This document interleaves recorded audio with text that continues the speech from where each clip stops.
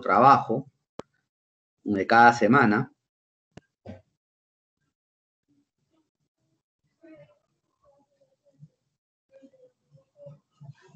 Hoy nos toca trabajar lo que es una tipología de textos, los tipos de textos. Exactamente nos referimos a los textos narrativos y textos descriptivos.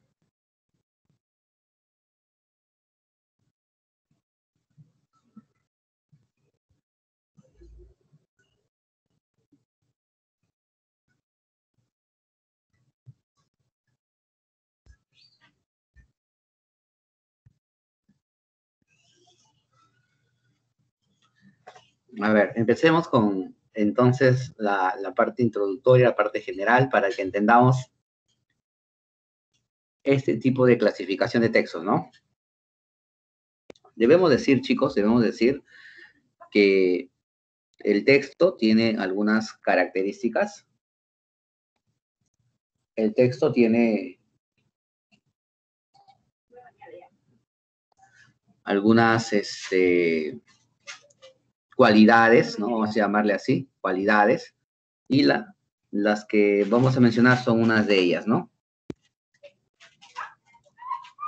El texto tiene unidad, tiene cohesión, tiene coherencia y tiene adecuación, ¿ya? Unidad porque siempre va a explicar solo un tema, ¿no? Siempre va a explicar solo un tema. Y como siempre va a explicar un tema, en función a esto existe una clasificación, ¿no? Textos históricos, textos científicos, ¿no? Porque explica solo un tema, pues. Textos filosóficos. ¿Estamos?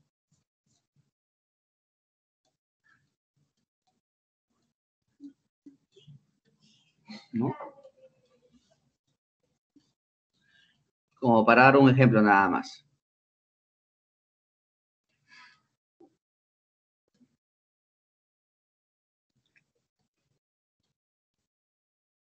A calentar más el agua.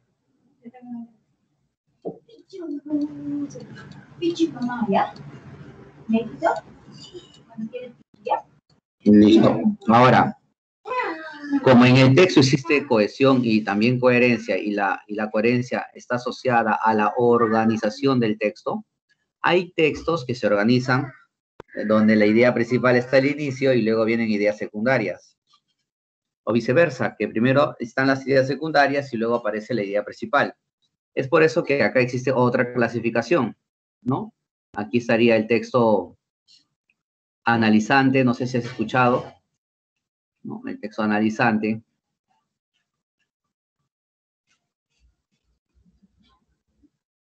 El texto sintetizante,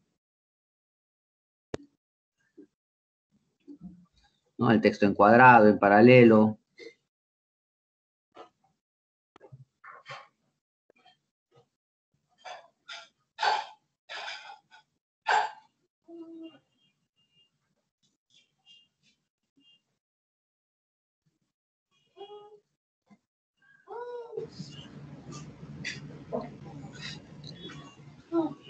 Y la adecuación, ¿no? Y la adecuación. ¿Qué pasa con la adecuación? La adecuación tiene que ver con la intención comunicativa, ¿no? Si el autor quiere explicar, si el autor quiere convencer, si el autor quiere narrar. A estos textos nosotros nos vamos a abocar hoy. A los textos según la intención comunicativa. Y dentro de ellos, pues, como mencioné, vamos a encontrar al de hoy, ¿no? Texto narrativo. Un texto narrativo. ¿Ok?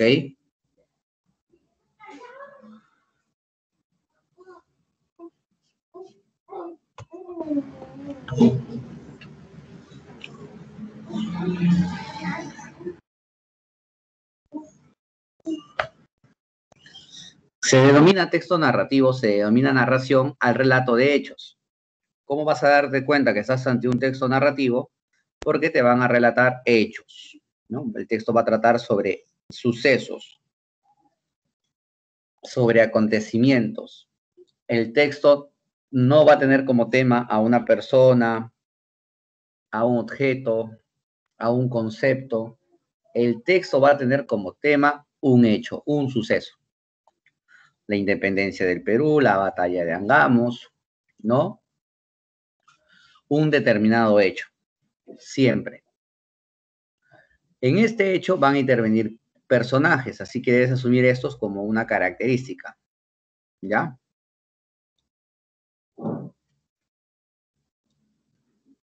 Van a decirte quién realiza ese hecho, ¿no? Los personajes. Van a decirte en dónde se desarrolla ese hecho, el espacio de ese hecho, el tiempo en el cual se desarrolló ese hecho. Así te van a decir, el espacio y el tiempo, ¿no? Por eso es que la estructura básica de ese tipo de texto es el factor temporal, ¿no? Primer episodio, segundo episodio, etcétera. ¿Ok? Ahora, un elemento del texto narrativo será el tipo de narrador. Tenemos el narrador protagonista. Este narrador cumple dos funciones a la vez, ¿no? Narrador y personaje. Es el narrador protagonista. O sea, él te relata el hecho y a la vez que él actúa en ese hecho, ¿no? Ahora, puede ser un personaje de la historia, no necesariamente el principal, ¿no? Pero también tenemos el narrador omnisciente.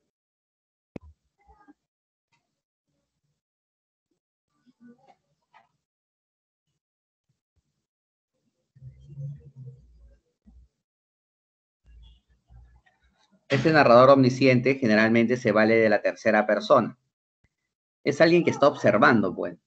Lo sabe todo, conoce los pensamientos y motivaciones de los personajes. O sea, no solo te va a narrar lo que ve, lo que ocurre, sino también va a narrar lo que piensan los personajes que están desarrollando el tema.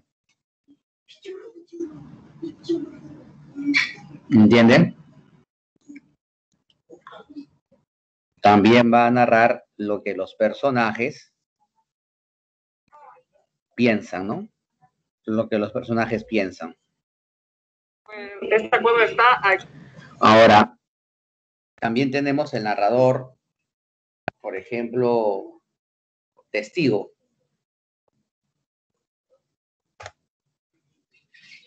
Este puede usar la primera o tercera persona y observa las acciones de los personajes y los cuenta.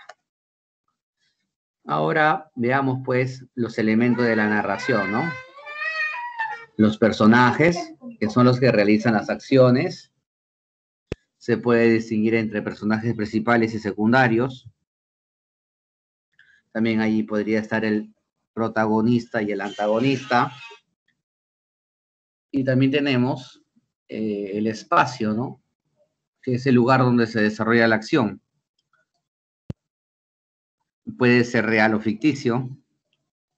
Tenemos el tiempo, la época de la narración, tenemos lo que dura la narración propiamente, ¿no? Y la acción o el hecho propiamente. Es una serie de acontecimientos simultáneos o sucesivos, reales o imaginarios, entrelazados en la trama del argumento. Hay hechos más importantes que son los núcleos y corresponden a los momentos más relevantes del relato, ¿no? Inicio, momento, culminante o nudo y el desenlace de lo sucedido. Acá, chicos, en los sucesos, en las acciones, se puede el narrador valer de diferentes técnicas, ¿no? Puede estar siguiendo una línea temporal o puede estar siguiendo un flashback. O sea, de que de la actuación presente vayan al pasado, ¿no? O un flash forward, es decir, de la acción presente vayan al futuro. Pueden hacer tal vez un tiempo circular. Inicia en una fecha y termina en la misma fecha, ¿no?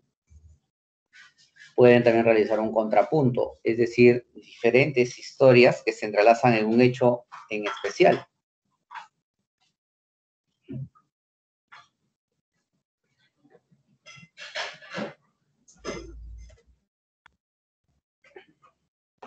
Vamos a dar un ejemplo de texto narrativo, chicos. Vamos a dar un ejemplo de texto narrativo rápidamente para que quede claro este tipo de textos. A ver, Siendo 13 los condenados, había que arbitrar la manera de no cambiar el número. El señor de Vallés, alcalde de corte en 1652, mandó poner preso al primer pobre diablo que pasara por la calle y, haciéndose sordo a sus protestas, lo envió, poco después de oraciones, al Callao en traílla. El buque que debía transportarlos al presidio zarpó aquella misma noche, llevando junto con los 12 pícaros al honradísimo leñador, que dejaba mujer e hijos, ignorantes del cruel destino que le había cabido. 15 años pasó el infeliz en Chagres, devorando en silencio su amargura, pero acariciando un pensamiento de legítima venganza. Y una tarde, cuando el señor de Vallés regresaba de su cotidiano paseo por la Alameda, al pasar bajo el arco del puente, arrojóse sobre él un hombre y, clavándole un puñal en el pecho, le dijo: soy Tomás el leñador, a quien tuvo su señoría 15 años en el presidio, y empapándose las manos en la sangre caliente que a borbotones salía de la herida y bañándose con ella la cabeza, exclamó con una espantosa carcajada: ya me lavé las canas que me salieron en el presidio de Chagres. A ver, jóvenes, ¿qué podríamos marcar en la 1 y en la 2?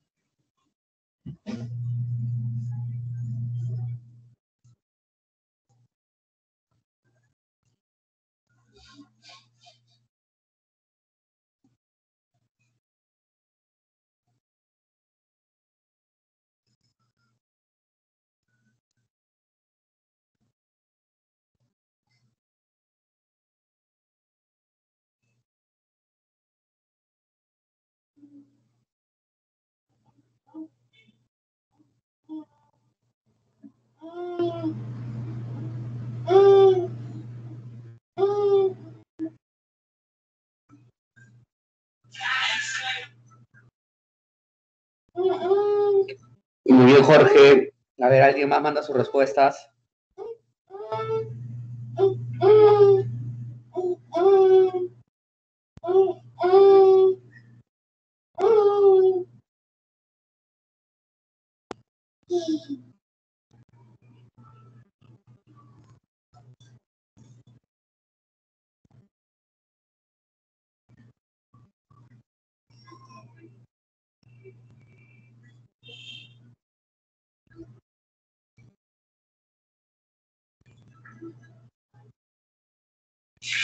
Muy bien, Hans.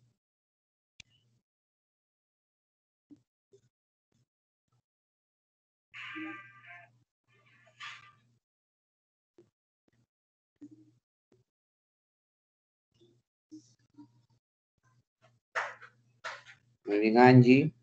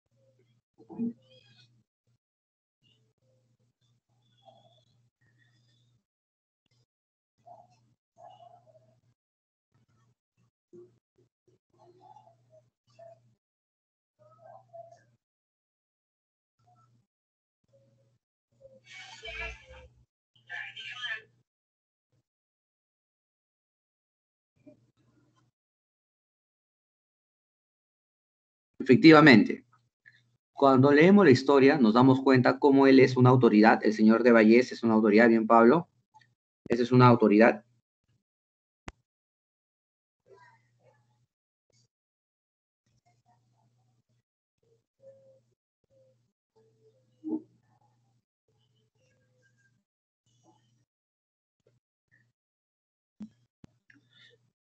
Esta autoridad tenía un problema, que tenía un número de sentenciados, ¿no? 13. Entonces dice, había que arbitrar la manera de no cambiar el número. O sea, se entiende que él ha hecho algo como para que tenga la necesidad de mantener ese número de 13. Por eso pone preso al primer pobre diablo que estaba en la calle. Entonces se entiende, chicos, acá que la autoridad de Vallés liberó a uno. Y como tiene 12 y quiere tener 13, arresta a cualquier persona de la calle. O sea, comete una injusticia. Era un leñador y lo manda a la cárcel. ¿Cuántos años dice? ¿Cuántos años lo manda a la 15 años lo manda a la cárcel?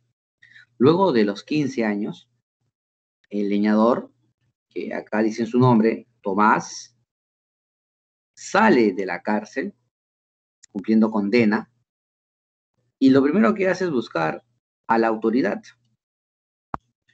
Y en un momento realiza la emboscada. Se lanza sobre su víctima con un puñal en el pecho, le dijo, ¿no? Le clave un puñal en el pecho y le dice, ¿no?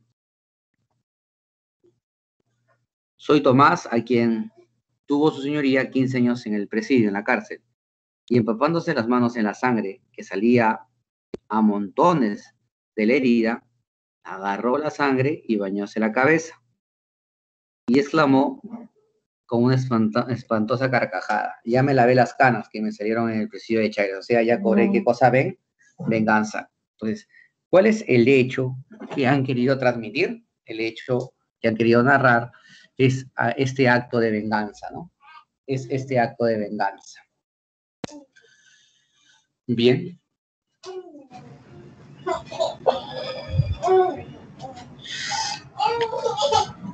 La clave entonces acá sería una historia cuya génesis es una injusticia y resuelve con un acto de venganza. La clave debe ser la D. Y en la 2, es falso afirmar que la exclamación ya me lavé las canas connote, connota frenesí es verdadero, connota venganza, verdadero, connota lenidad, blandura no, ecuanimidad sí, justicia pues, connota vehemencia también. ¿Cuál sería la clave? Lenidad, ¿no? Esa sería la respuesta. Muy bien. Muy bien. Pasamos a la pregunta número... No, perdón, al siguiente tipo de texto. Tenemos ahora el texto descriptivo, chicos. Ese texto descriptivo refiere a las características o propiedades de un objeto, ¿no? Es lo que hace, enumerar características o propiedades de un objeto. Su estructura se organiza básicamente en el espacio, ¿no? Para describir algo o alguien necesito estar ubicándolo en un lugar. La descripción supone entonces una forma de análisis, ya que implica la descomposición de su objeto en partes o elementos y la atribución de propiedades o cualidades. O sea, el objetivo que busca la descripción generalmente al decirme cada parte es decirme qué es, ¿no? Indica definir.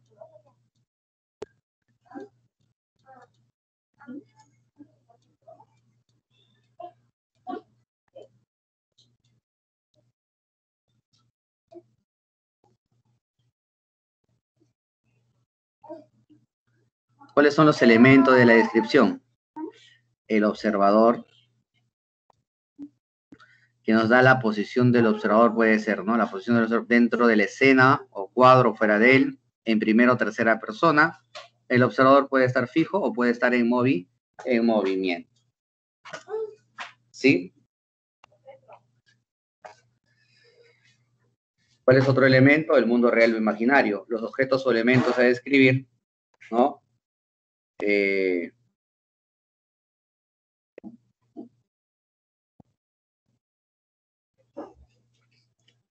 Pueden ser paisajes, ambientes interiores o exteriores, personas, objetos, animales. Los elementos pueden estar quietos, en movimiento, en ambas cosas a la vez. Asimismo, pueden verse en forma parcial, en su totalidad o en detalle. ¿Cuáles son los recursos? Profusa adjetivación, ¿no? Para describir necesito muchos adjetivos.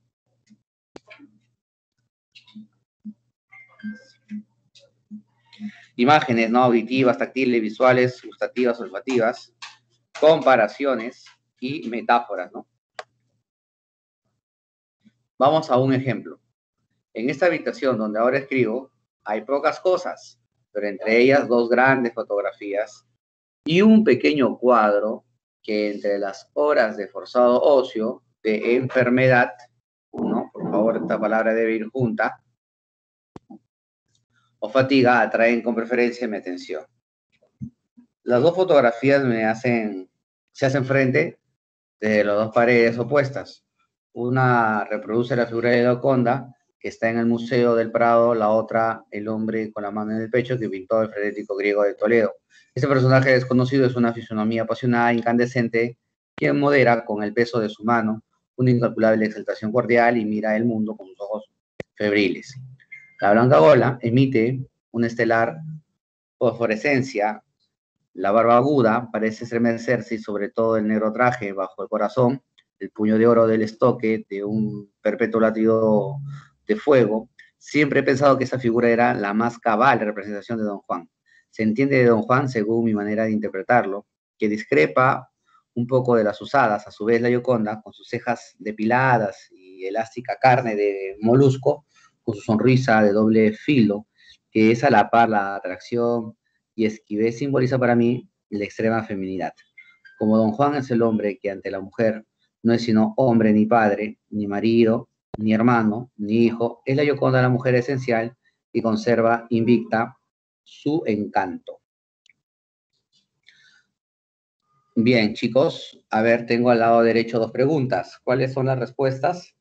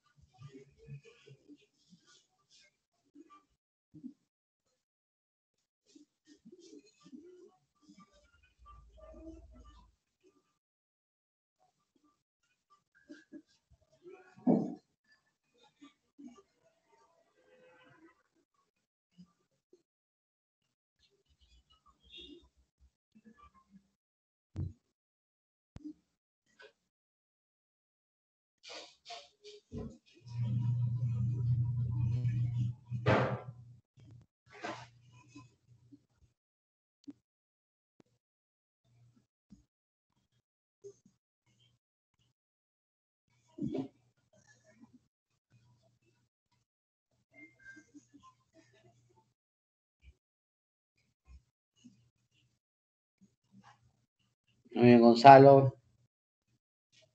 Muy bien, chicos. Muy bien, Jorge, muy bien, Sergio. ¿Alguien más va a mandar su respuesta, por favor?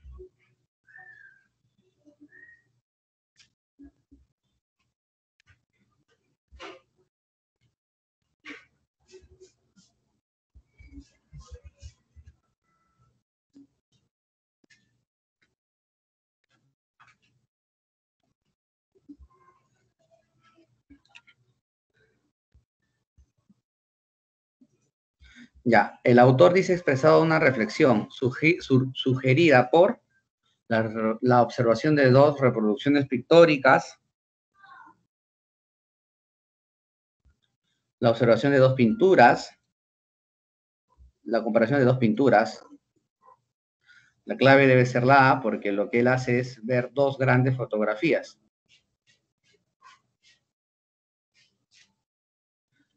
Y una fotografía es la reproducción de una pintura, pues, ¿no? Dos, el autor considera que el extraordinario atractivo de la Gioconda radica esencialmente en que ante todo es mujer, ¿no? Simplemente. Representa a la mujer. Chicos, por acá, a ver, tenemos las preguntas 3, 4 y 5.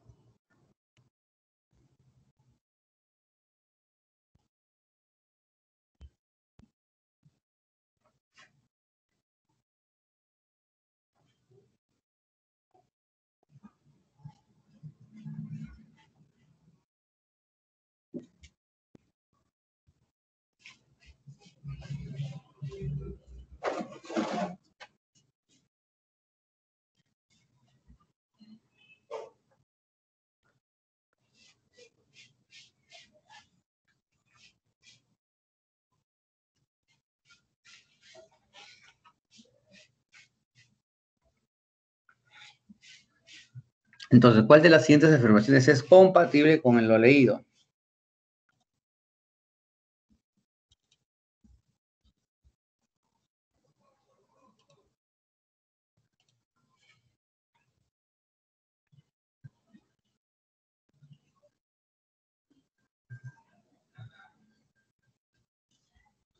A ver si el autor desea conservar la pintura de Gioconda. La fotografía y la pintura pueden generar atracción. Puede ser el hombre con la mano en el pecho, realmente Don Juan. No. La Gioconda es la expresión pictórica de lo más bello del mundo. Que la pintura es superior a la lectura, no. Acá la clave de la 3 tendría que ser de lo más bello del mundo, ¿no? Puede ser acá, a ver. La Gioconda, la Blanca Goya, dice, ¿no?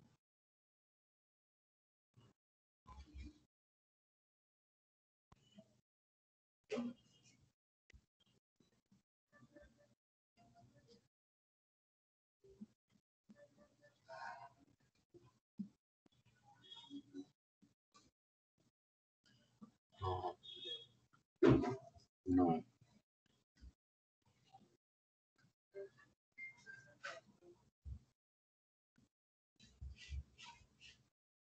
Es la extrema felicidad, pero lo más bello del mundo, no.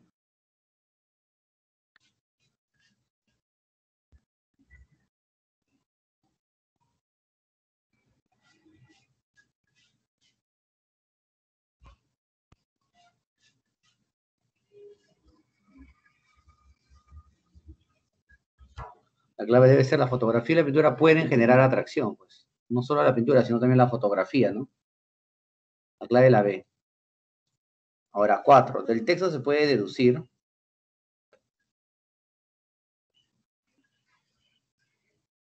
que la masculinidad es esencialmente la más notable de las virtudes humanas, puede ser una prioridad que el hombre expresa cuando es esposo, una propiedad del hombre cabal frente a sus hijos, una propiedad que llena los espacios de la vida del hombre, una propiedad que cobra sentido frente a una mujer. Esa es la respuesta. La clave la E. Y la 5. En el texto, el autor destaca principalmente dos paradigmas del arte renacentista, eh, los especiales adornos de su cuarto de trabajo, su personal y poco usual interpretación, los contrastes entre la Gioconda y Don Juan, un modelo de feminidad y otro de masculinidad. La clave la E, ¿no? La E. Excelente. Bien, jóvenes, tenemos otro texto por acá. Dice, piensa en esto, cuando te regalan un reloj, te regalan un pequeño infierno florido, una cadena de rosas, un calabozo de aire, no te dan solamente el reloj, que los cumplas muy felices y esperamos que te dure porque es de buena marca. Suizo con ancora de rubíes, no te regalan solamente ese menudo picapedrero que te atarás a la muñeca y paseará contigo. Te regalan, no solo lo saben, o terribles que no lo saben, te regalan un nuevo pedazo frágil y precario de ti mismo.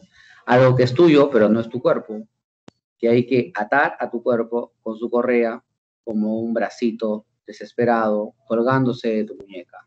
Te regalan la necesidad de darle cuerda todos los días, la obligación de darle cuerda para que siga siendo un reloj. Te regalan la obsesión de tender a la hora exacta en las vitrinas de las joyerías, en el anuncio por la radio, en el servicio telefónico. Te regalan el miedo de perderlo, de que te lo roben, de que se te caiga al suelo y se rompa. Te regalan su marca y la seguridad de que es una marca mejor que las otras. Te regalan la tendencia a comprar, a comparar tu reloj con los demás relojes. No te regalan un reloj, tú eres el regalado. A ti te ofrecen por el cumpleaños del reloj.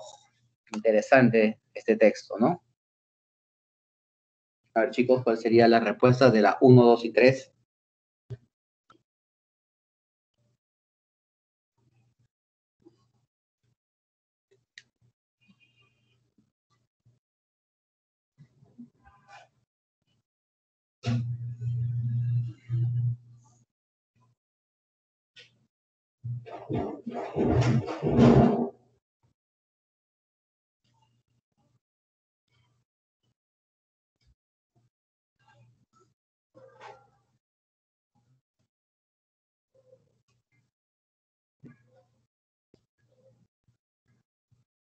Ya, muy bien.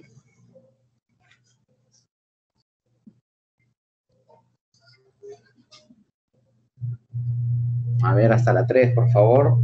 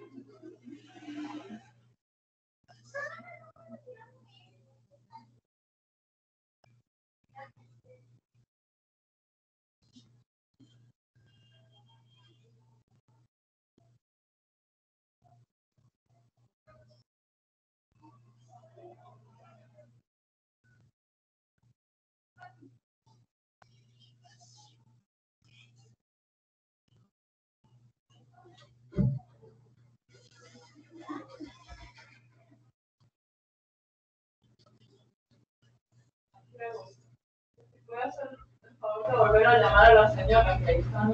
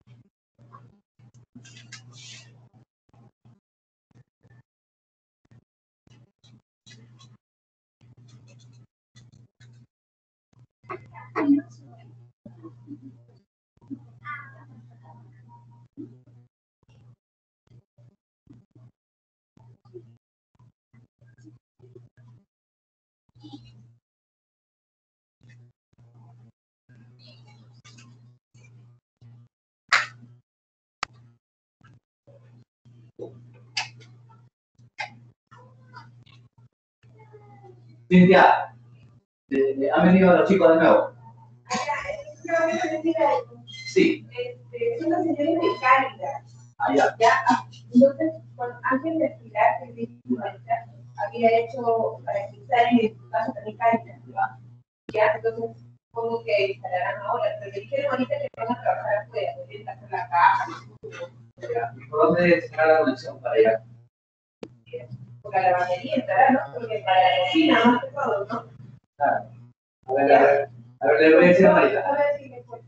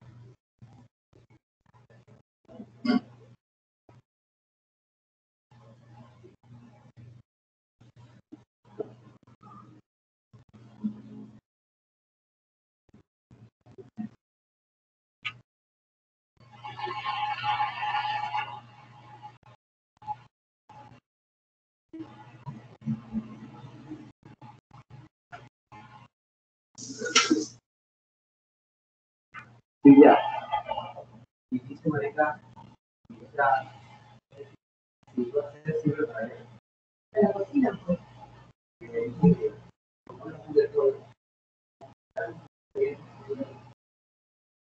Invita. Claro, por encima. O canaleta.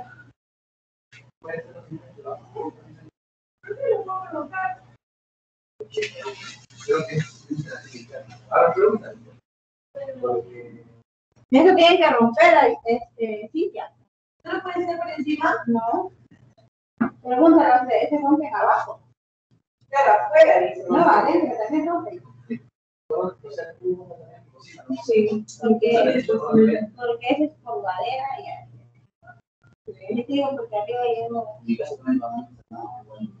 Ese rompe, ¿no? Que ese rompe por debajo. Pregúntale un chico. Mire, la instalación de la casa tiene que romper también. Claro, a ellos. Para no estar tapando cosas. Sí, pero van a cortar un acuerdo. No tuviste por canaleta. Claro, eso no lo recuerdo. Porque la cosa para no romper. Ya, a ver.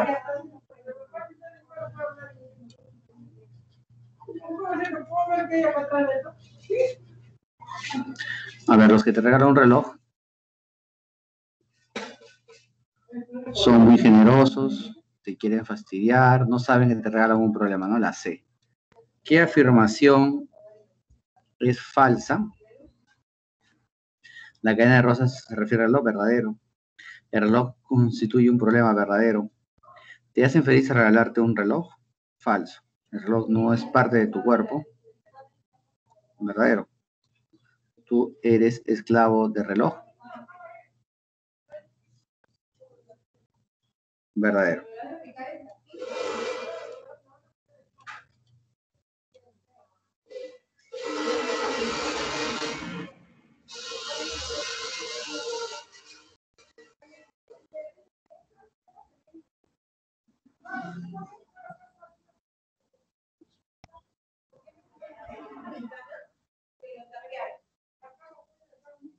Calabozos de aire. Quiere decir que el reloj es metal, que tú estás sometido al reloj. Puede ser esa. Que no te regalan nada, que el reloj es una estafa, no. Que tú estás sometido al reloj, ¿no? La clave sería la B. 4. Una de las siguientes expresiones sintetiza mejor el mensaje central del autor. Esta es, a ver, vamos a ver, y la 5. La expresión, la aplicación de darle cuerda para que siga siendo un reloj permite entender que Se trata de hacerlo en esta que es medida.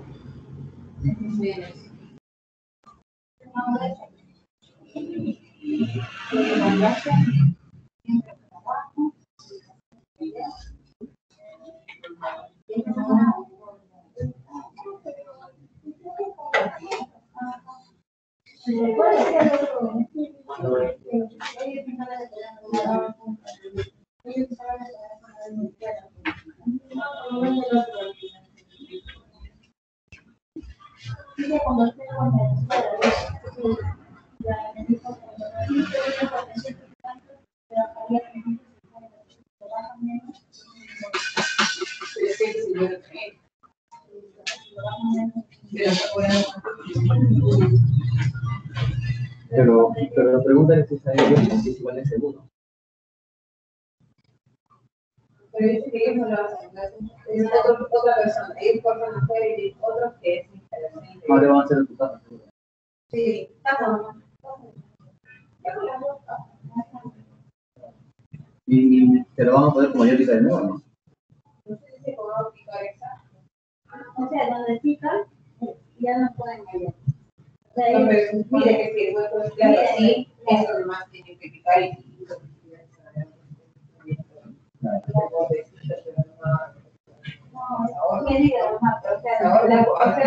la mecánica va a división acá, ahí donde va a cortar. Porque mira, cuando fue en mi casa, me acuerdo, era sin paz, fueron por el mismo pasadizo, no por el centro, de la casa a la sala. Y fueron a la casa, a la cocina, luego a la pared, luego su mayor y todo, ¿no? Y a veces es un malestar normal. Puede ser aéreo, porque tenemos un tragaluz que Claro. Si es así por arriba o acá, porque yo pensé que cuando dicen aéreo se refiere, como tú dices, canaletas. O sea, aéreo es sería. ¿Qué es aéreo? Es que ellos no utilizan, o sea, ellos no utilizan algo así como el de la cocina, su tubo de ellos Es aéreo.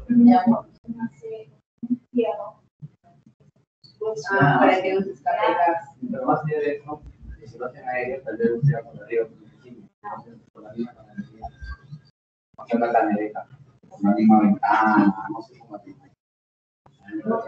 Pero si lo hacen por arriba, claro. Porque si es ahí la vamos allá. Para que tengan o los dos que vayan por acá. Tal vez sea. Allá, así.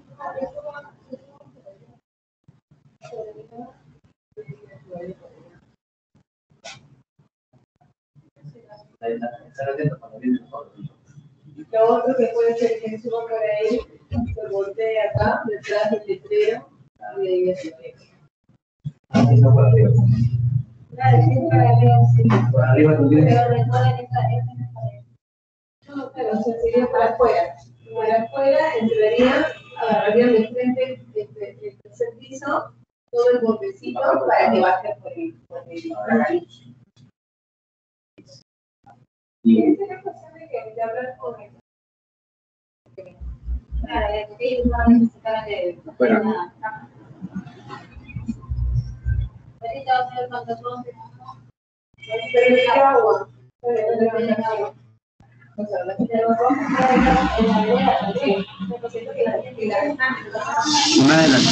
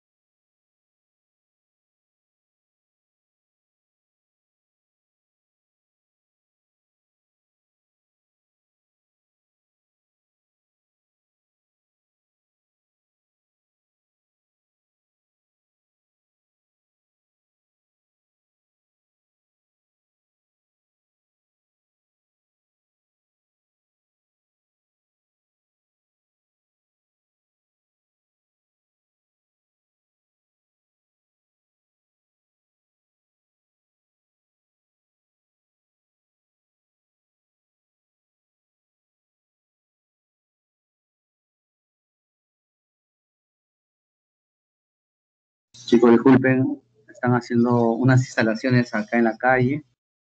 disculpen. A ver, en la 4, una de las siguientes expresiones sintetiza mejor el mensaje del texto. La clave sería: a ti te hacen esclavo de reloj, ¿no? Y en la 5, la expresión: la obligación de darle cuerda para que siga siendo un reloj permite entender que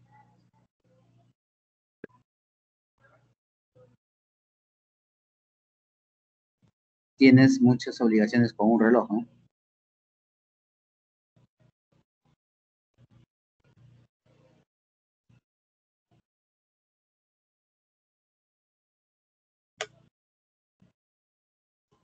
Ya.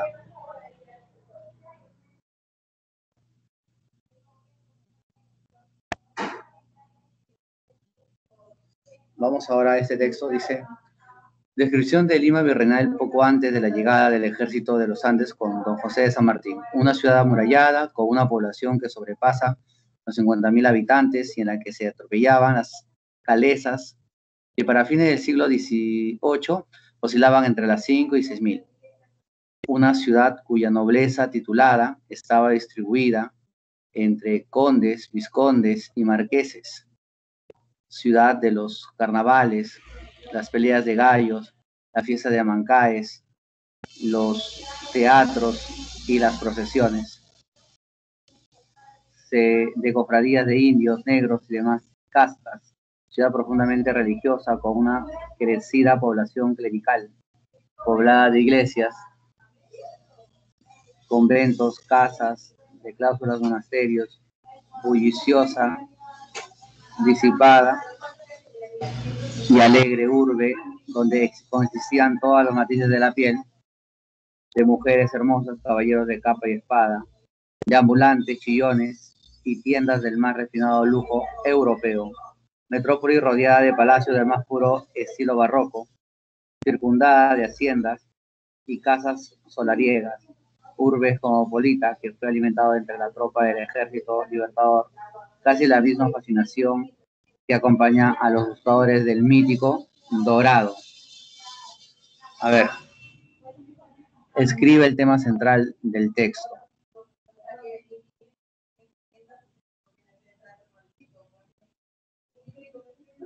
¿Qué festividades se celebran en la ciudad de Lima Virreinal?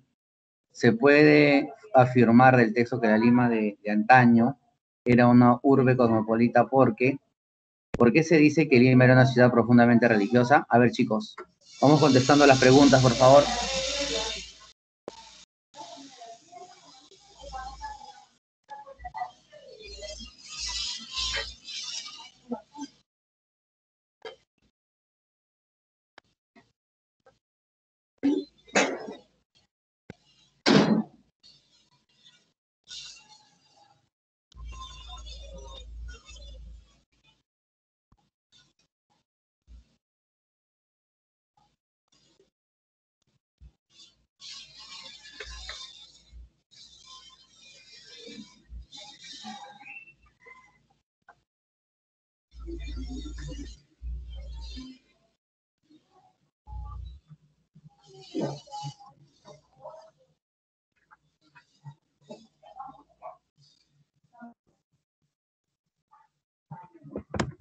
Bien, chicos, acá se escucha mejor, jóvenes.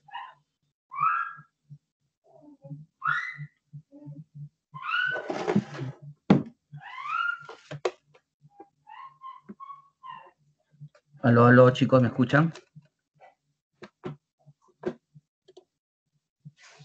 Aló, aló. ¿Se escucha más, chicos? Ya está. Sí, van a estar haciendo obras cerca a la calle. Entonces, estamos mejor por acá. A ver, descripción de Lima Virreinal poco antes de la llegada del ejército de San Martín, ¿no? Así nos dice.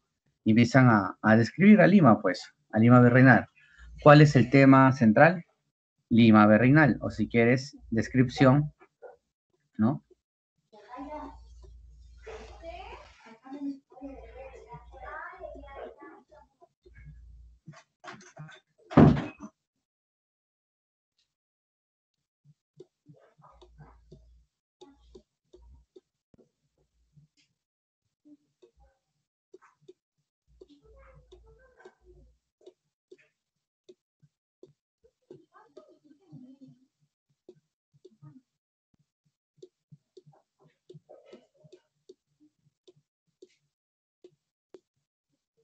Virreinal, ¿no?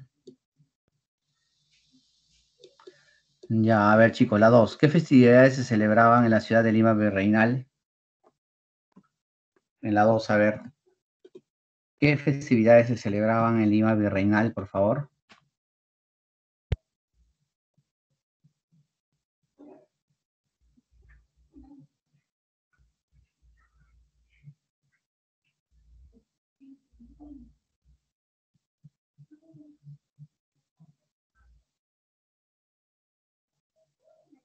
Muy bien, Angie, gracias. Yo la 2 la voy a subrayar con rojo, ¿ya? La 2 la voy a subrayar con rojo. Dice aquí, una ciudad cuya nobleza titulada estaba distribuida, ciudad de los carnavales.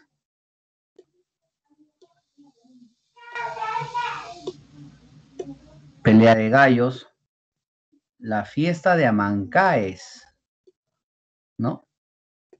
Teatro, se entiende que es una fiesta, los teatros, y las procesiones. Listo. Ahora, para la 3 vamos a usar un color azul, ¿ya?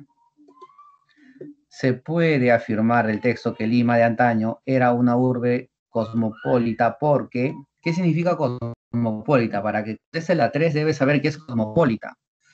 A ver, José, Jorge, Angie, Hans, John, ¿qué entienden por cosmopolita?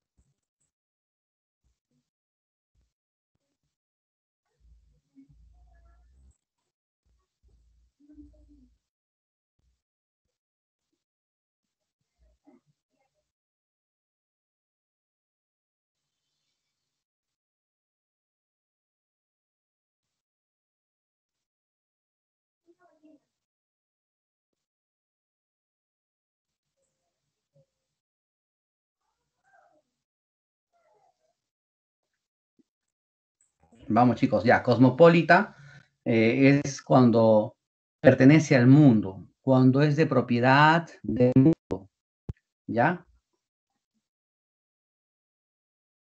Ajá, de diversas nacionalidades, de diferentes costumbres. Entonces acá nos dice urbe cosmopolita, que fue alimentado entre la tropa del Ejército Libertador, casi la misma fascinación que acompañaba a los míticos del Dorado. Urbe cosmopolita. A ver, ¿en qué me baso? Dice, ¿qué puede afirmar el texto limantaño? Era una cosmopolita. Eran todos los matices de piel. Mujeres hermosas, caballeros de capa y espada. ¿Está bien? De ambulantes chillones y tiendas del más refinado lujo europeo.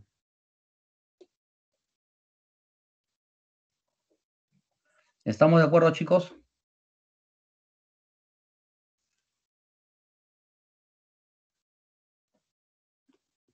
Acá arriba también, ¿no? Cofradía de indios, negros y demás castas, ¿no? Todo lo que está de azul es el sustento de la 3. ¿Estamos de acuerdo? Que la 3 me pregunta, ¿por qué es cosmopolita? ¿En qué se basa? Y sabes muy bien que cosmopolita es cuando se juntan diversas naciones, diversas costumbres. Entonces acá nosotros decimos que es cosmopolita porque habían negros, habían indios y demás castas, demás razas. Además, habían de todos los matices de piel, había mujeres hermosas, caballeros de capa y espada, y además habían ambulantes chillones y también del refinado lujo europeo, o sea, de Europa, pues. Había gente de América y gente de Europa. Por eso era cosmopolita. ¿Está bien? Y la 4. ¿Por qué se dice que Lima era una ciudad profundamente religiosa?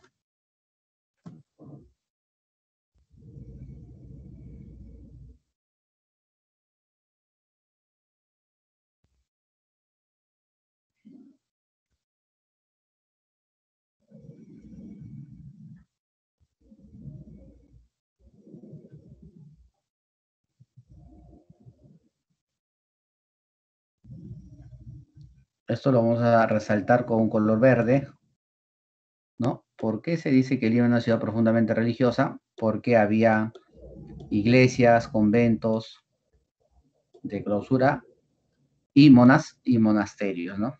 Listo. Bien, chicos. Avanzamos.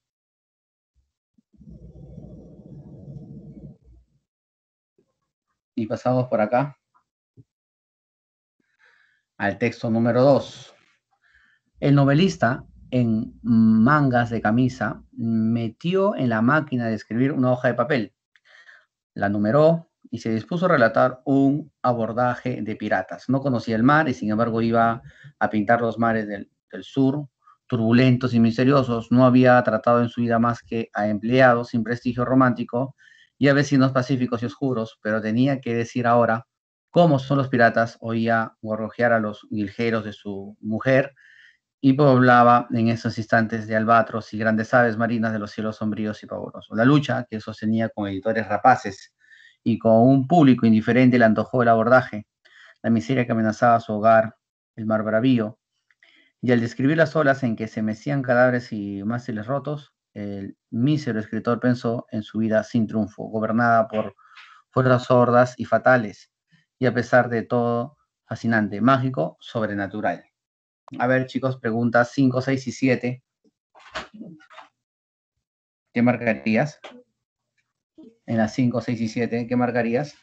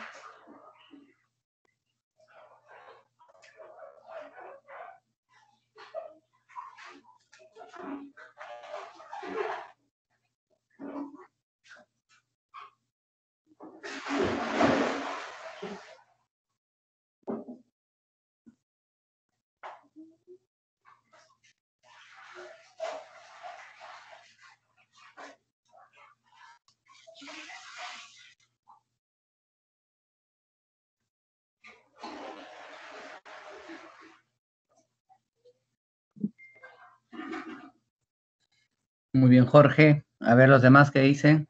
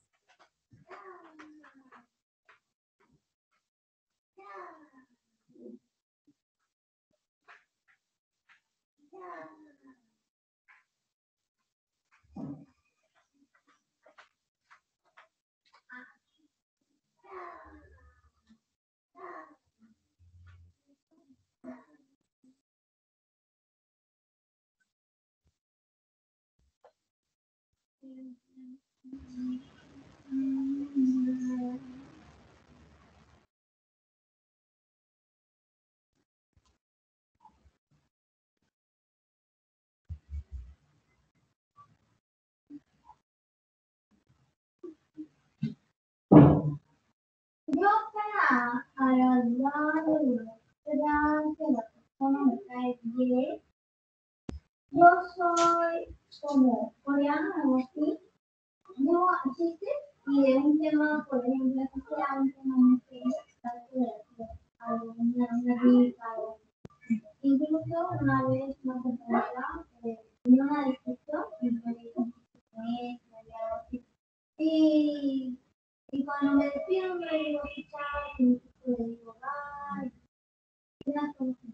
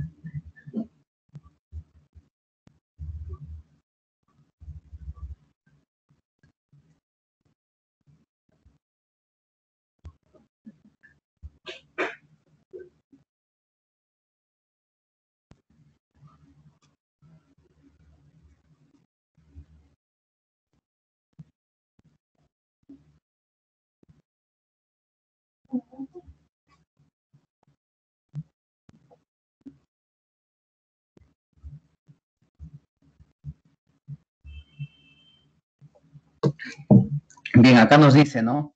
Se puede afirmar el texto que el novelista, acá hay una metáfora entre su vida y su obra, ¿no?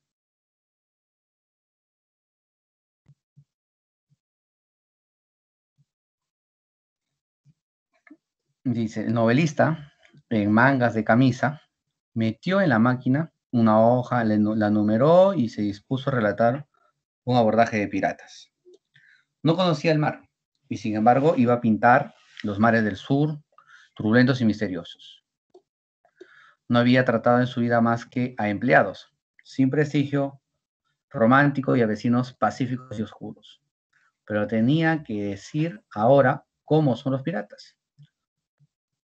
Oía gorjear a los jilgueros de su mujer y poblaba en esos instantes de albatros y grandes aves marinas los cielos sombríos y pavorosos. A ver, el texto está haciendo el seguimiento del relato, pero en función a la realidad.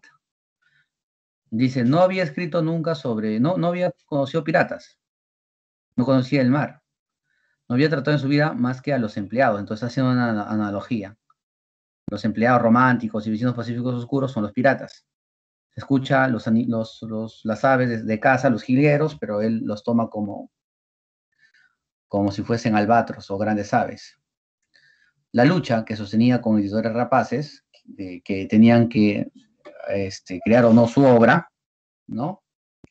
O sea, editarla, ¿no? Llevarla a un libro. Estos editores rapaces y con un público indiferente le antojó el abordaje, dice así, ¿no?